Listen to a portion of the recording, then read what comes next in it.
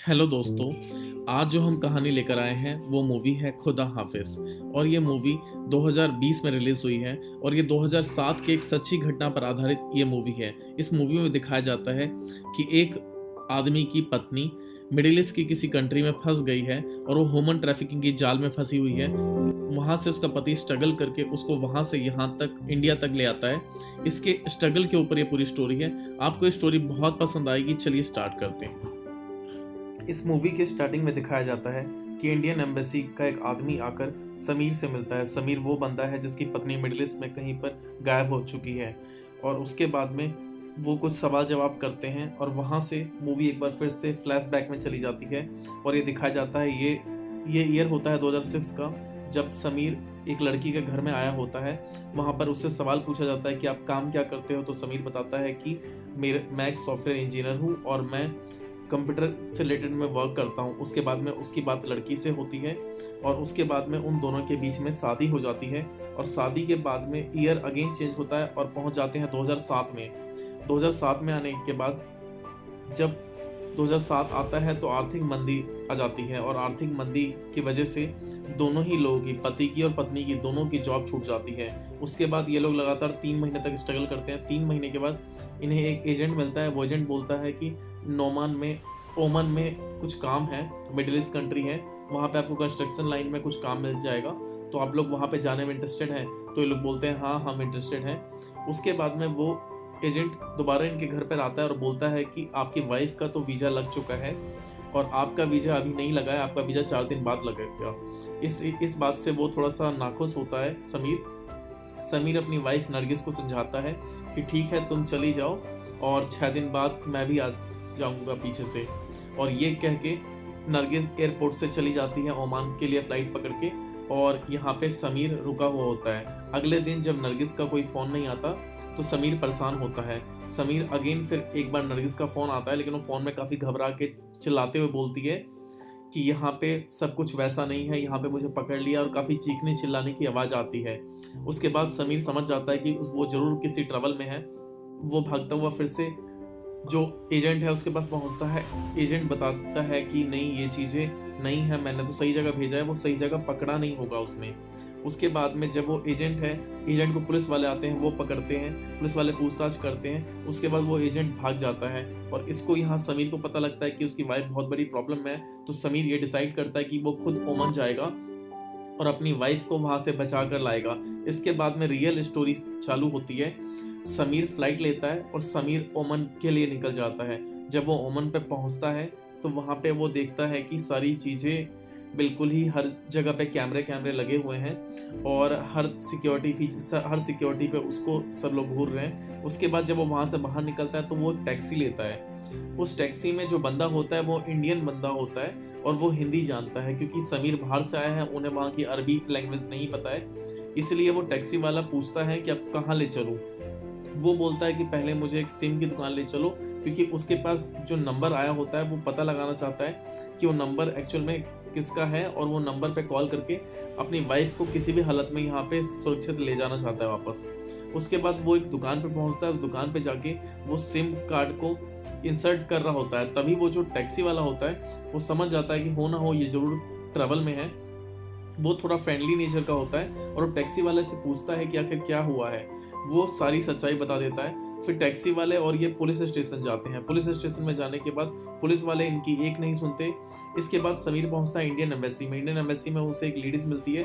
वो बोलती है कि हमारा जो काम है वो हम बहुत छोटे ग्रेड पर हैं, जो बड़े ऑफिसर हैं वो भी है नहीं, 2-3 दिन के लिए गए हुए हैं। तो समीर काफ़ी रिक्वेस्ट करता है कि प्लीज़ उनको आप कैसे भी करके उन्हें आप बोलिए कि वो मेरी हेल्प करेंगे, उन्हें मेल डालिए। तो वो औरत बोलती है कि मैं मेल डालती हूँ पर आपको वेट करना पड़ेगा।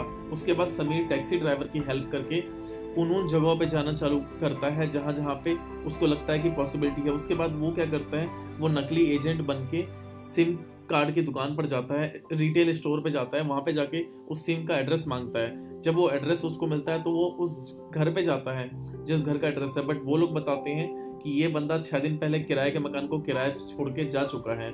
इस हिसाब से सिम से भी उसको कुछ नहीं मिलता। उसके बाद में वो क्या करता है कि जहाँ जहाँ पे ह्यूमन ट्रैफिकिंग वाली लड़कियाँ होती हैं उस जगह पे वो टैक्सी वाले की मदद से जाना चालू करता है। और एक जगह पे जाके उसे नरगिस मिल जाती है।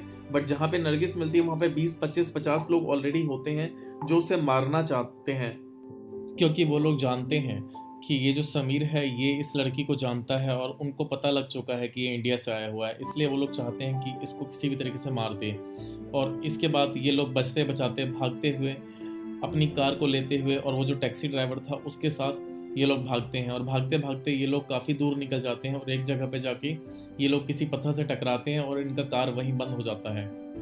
इसमें जो टैक्सी ड्राइवर होता है उसको काफ़ी चोट भी आती है और समीर को भी चोट आता है। इसके बाद पुलिस वाले समीर को अरेस्ट करके ले आते हैं और कहानी एक बार फिर से जो कहानी स्टार्टिंग में स्टार्ट हुआ था वहीं पे पहुंच जाता है। उसके बाद इंडियन एम्बेसी वाले पूछताछ करके एक पुलिस ऑफिसर आते हैं, उसका नाम होता है सैफ। सैफ आके वहाँ पे पूछताछ करते हैं कि आप बताओ कि क्या हुआ था एग्जैक्टली। उसके बाद में वो इसे थोड़ा बहुत टॉर्चर करने के लिए डराते भी हैं। बाद में समीर को एक वैन में बिठाकर कहीं के लिए ले जाते हैं और उसके बाद में बीच रास्ते पे पुलिस वालों को बोलते हैं कि चले जाओ, और समीर को बताया जाता है, फैज़ बताता है कि हम चाहते हैं कि हम अंडर कवर आपकी जो वाइफ है उसका पता लगाएं और आपको आपकी वाइफ मिलवाएं। इसके लिए वो लोग अंडर कवर काम करना चाहते हैं। इसके लिए इनका जो हेड ऑफिस होता है यहाँ से 2 टीमों को किया जाता है, 2 अफसर को लगाया जाता है। उसमें एक लड़की होती है जिसका नाम होता है अमीना और एक होता है फैज़। अब ये दोनों लोग एयरपोर्ट की सीसीटीवी फुटेज को चेक करते हैं। वहाँ फुटेज में पता लगता है कि जो नरगिस है, जो समीर की वाइफ है, वो आई तो है बट उसे किसी ब्लैक वैन ले गई है। जब उस ब्लैक वैन का पता लगाया जाता है तो पता लगता है कि वो एक मॉडलिंग कंपनी होती है जिसका एक ब्लैक वैन होता है। उसके बाद में इन लोगों को गुमराह करने के लिए वो लोग उसी नरगिस टाइप की सेम लड़की का डेड बॉडी को जला देते हैं और जला के दिखा देते हैं इस तरीके से कि नरगिस ही है वो, और उसके गले में जो ताबीज़ होता है वो ताबीज़ को वहीं पे रख देते हैं डेड बॉडी के पास। उसके बाद में इस केस को क्लोज कर दिया जाता है और समीर को बोला जाता है कि आप चले जाओ इंडिया वापस। समीर इंडिया वापस के लिए एयरपोर्ट पे आता है। एयरपोर्ट पे वो रुकता है। उसके बाद में उसके दिमाग में ये चलता है कि मैं कैसे अपनी जो मेरी वाइफ के साथ जिसने इतना बुरा किया उसको कैसे छोड़ दूँ।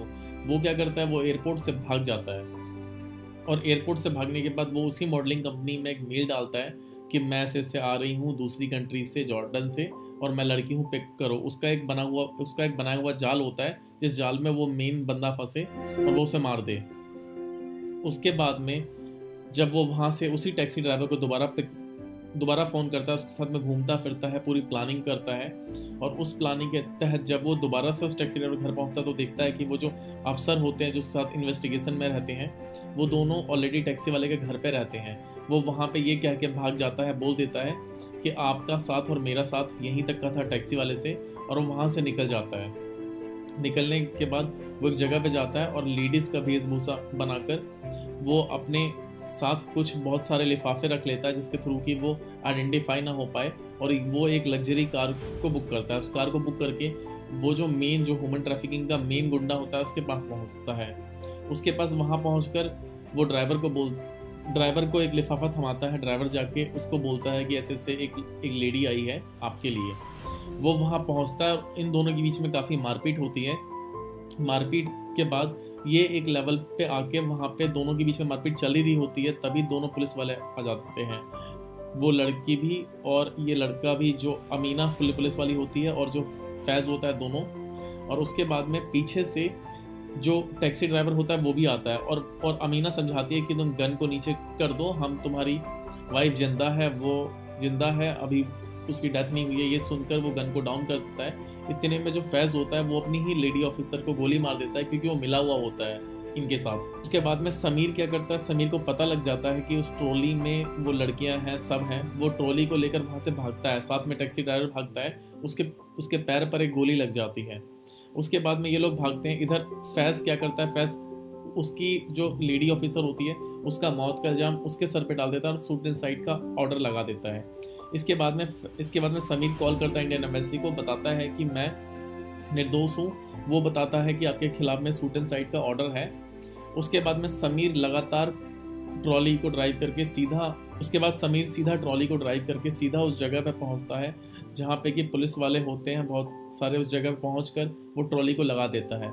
उसके बाद में इसी बीच में उन लोगों को ये सबूत मिल जाता है कि ये जो फैज़ है, ये फैज़ एक्चुअल में मिला हुआ है और इसके पीछे भी जासूसी चल रही थी। इस वजह से पता लगता है कि फैज़ एक गुंडा है। उसके बाद में समीर जब फैज़ के पास आता है तो समीर फैज़ को मारता है और मूवी में उसके बाद में वो ट्रॉली ओपन होती है, ट्रॉली में से नरगिस निकलती है।